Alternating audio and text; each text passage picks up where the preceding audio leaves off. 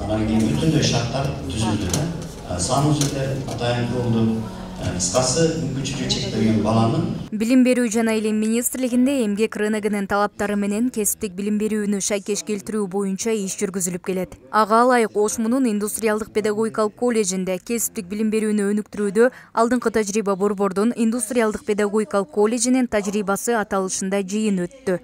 Жолугушууга Кыргызстандагы жогорку окуу жайлардан, шаардык жана облустар аралык социалдык кызматкерлер жана Кыргыз Республикасынын билим берүү жана илим министрлигинин алдындагы инклюзивдүү өсүү үчүн көндүмдөр долбоорунун менеджери баштаган катышуучулар келди. Багы мамлекеттик же донорлук колдоого ээ болуш үчүн буларга багы квалификацияларга муктаж жарандарда анан аз камсыз болгон. Жыйында жергиликтүү өз алдынча башкаруу органдарын санариптештирүү, көз карандысыз көндүмдөрдү тастыктоо жана кесиптик билим берүүнү өнүктүрүүдөгү алдыңкы тажрыйба Борборунун социалдык өнөктөштөрдүн ролу жана өзгөчөлүктөрү аталышында баяндамалар жасалды. Мындан кийин бизде да болот, ушунча эл чогулталамбы деген ой мага келип атат да.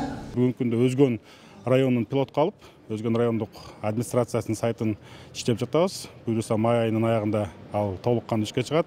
Анан Куршап айыл өкмөтүндө дагы биз тазалык ишканасынын ишин автоматташтырып атабыз. Бүгүнкү күндө ал дагы июнь айына пландаштырганбыз. Буюрса ошол айыл өкмөттөрдү биз ушул алдыңкы тажрыйба Борборунун базасында ошол жерде окуп аткан студенттердин, мугалимдердин жардамында биз ошол жергиликтүү өз алдынча башкаруу органдарын, райондорду, аймактарды өнүктүрөлү деп атабыз. Билим берүү аркылуу ички жана эл аралык рынокко чыгуу, орто билим алгандардын расмий жумушка орношуусу, айыл жергесинде тигүүчүлүк жана компьютердик сабаттуулугун жогорулатуу боюнча окутууларды жүргүзүү тууралуу талкуу орун алды.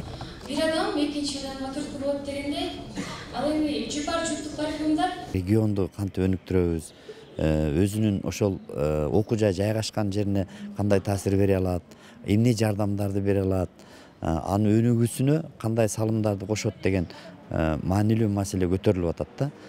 Ошондуктан биз мына айлана чөйрөбүзгө, айыл өкмөттөргө, райондорго ошол эле учурда өзүбүздүн иш берүүчүлөр менен кандай кызматташтыкта иштей алабыз.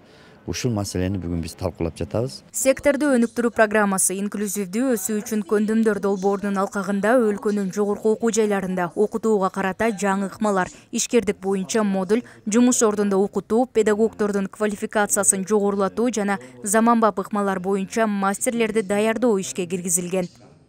Айта кетсек, бул жолугушуу Азия өнүктүрүү банкы каржылаган секторду өнүктүрүү программасы инклюзивдүү өсүү үчүн көндүмдөр долбоорунун колдоосу менен уюштурулду.